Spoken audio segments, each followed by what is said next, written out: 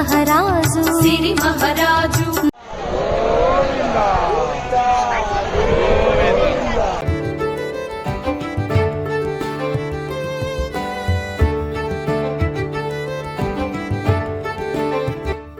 Hi viewers, welcome back to my channel super Shiva vlogs. ఏడున్నాను చూస్తున్నారా? ఈరోజైతే శ్రీ యాదాద్రి లక్ష్మీ నరసింహస్వామి బ్రహ్మోత్సవాలు అనమాట. బ్రహ్మోత్సవాల సందర్భంలో కళ్యాణ మహోత్సవం.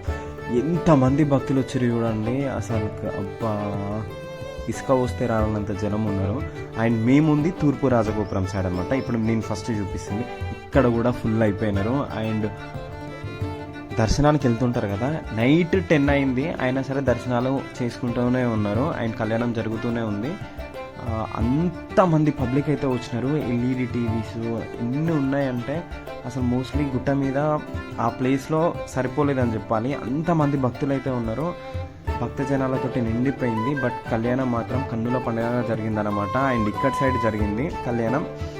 అండ్ చాలా చాలా ఆ సెట్ అయితే, ఆ భారీ ఎత్తున సెట్ అండ్ భారీ గేట్స్ చూడండి ఎన్ని ఉన్నాయంటే అసలు విఐపి దర్శనాలు, విపిఐపి అని చెప్పేసి సెక్షన్స్ వైజ్గా కూర్చొని పెట్టారనమాట.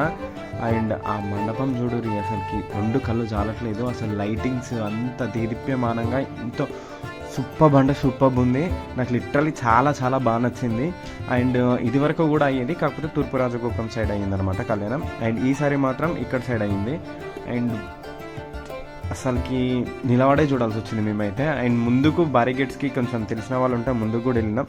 బట్ అంత దగ్గర నుండి చూడలేం కదా, ఎంత అయినా సరే ఆ ఎల్ఈడి స్క్రీన్స్లలో అంతమంది జనాలలో నాకు తెలిసి నిత్య కళ్యాణం చాలా బాగుంటుంది. అండ్ మనం కొంచెం దగ్గర ఉండి నిత్యం దేవునికి దగ్గరలో కళ్యాణం అయితే చేయొచ్చు మనం. అండ్ ఇక్కడ ఇంత పెద్ద బ్రహ్మోత్సవాలలో తొక్కిసలాటలలో ఎవరికి ఏమయ్యేది తెలియదు. చూసారుగా ఎల్ఈడి స్క్రీన్స్ ఉన్న దగ్గరనే ఒక్కొక్క 3 ఉన్నాయన్నమాట సార్.